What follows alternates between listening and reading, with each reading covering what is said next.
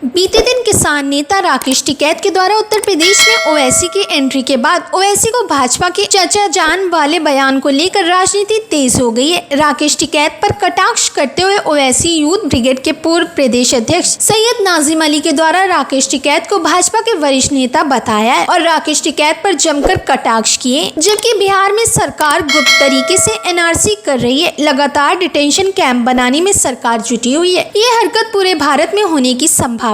दरअसल पूरा मामला जिला अलीगढ़ का है, जहां ओवैसी यूथ ब्रिगेड के पूर्व प्रदेश अध्यक्ष सैयद नाजिम अली ने राकेश टिकैत के द्वारा ओवैसी के ऊपर दिए गए बयान को लेकर राकेश टिकैत को आड़े हाथ लिया। पूर्व प्रदेश अध्यक्ष ओवैसी यूथ ब्रिगेड अध्यक्ष के द्वारा कहा गया राकेश टिकैत किसान नेता नहीं, भाजपा के सक्रिय वरिष्ठ नेता है। उन्होंने कहा कि राकेश टिकैत ने मुजफ्फरनगर में हिंदू मुस्लिम को आपस में लड़ाकर राजनीतिक रोटियां सेकी और देश में भाजपा की सरकार बनवाने में भाजपा का बड़ा सहयोग किया। लेकिन इस चुनाव में राकेश टिकैत अपने मंच से अल्लाह अकबर का नारा लगाकर आवाम को गुमराह कर रहे हैं। सैयद नाजिम अली ने कहा कि राकेश टिकैत कलमा पढ़ लो, हो सकता है तब मुसलमानों का वोट मिल जाए। सैयद नाजिम अली ने चुनाव के दौरान नेताओं को अब्बा जान बहुत याद आते हैं, लेकिन इस चुनाव में अब्बा जान उनका साथ देंगे जो अब्बा जान के मुद्दों पर बोलने और जमीन पर संघर्ष करने में सक्षम होगा। देखिए, सबसे पहले तो राकेश टिकैत जो है वो कोई किसान नेता नहीं है, वो भाजपा के सक्रिय नेता हैं, भाजपा के वरिष्ठ नेता हैं।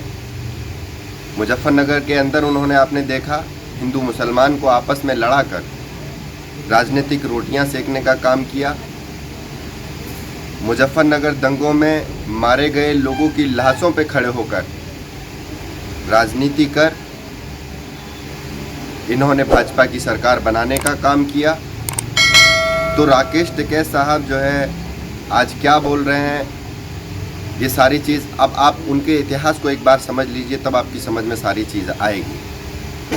मैं बस इतना कहूँगा कि राकेश टिकैत साहब आज मंचों पे अल्लाह अकबर का नारा लगा रहे हैं, मतलब आवाम को गुमराह करने की कोशिश कर रहे हैं। तो मैं बस इनसे इतना कहना चाहता हूँ कि राकेश टिकैत साहब, मशवरा है, कलमा पढ़ लीजिए, हो सकता है तब मुसलमानों का वोट आपको मिल जाए, हो सकता है तब मुसलमान आपसे गुमराह हो जाए।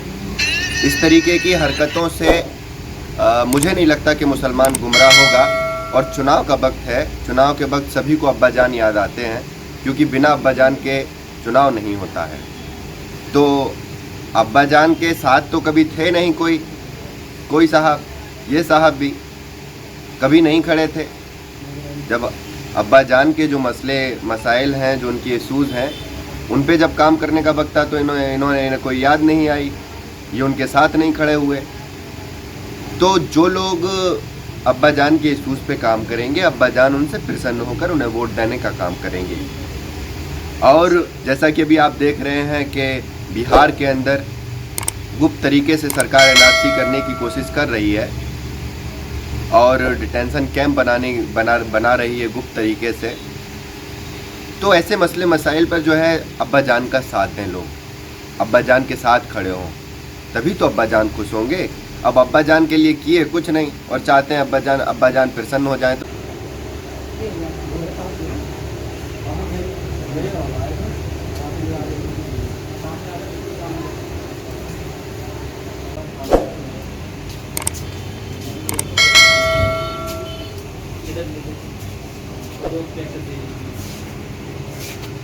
फिलहाल इस खबर में बस इतना ही।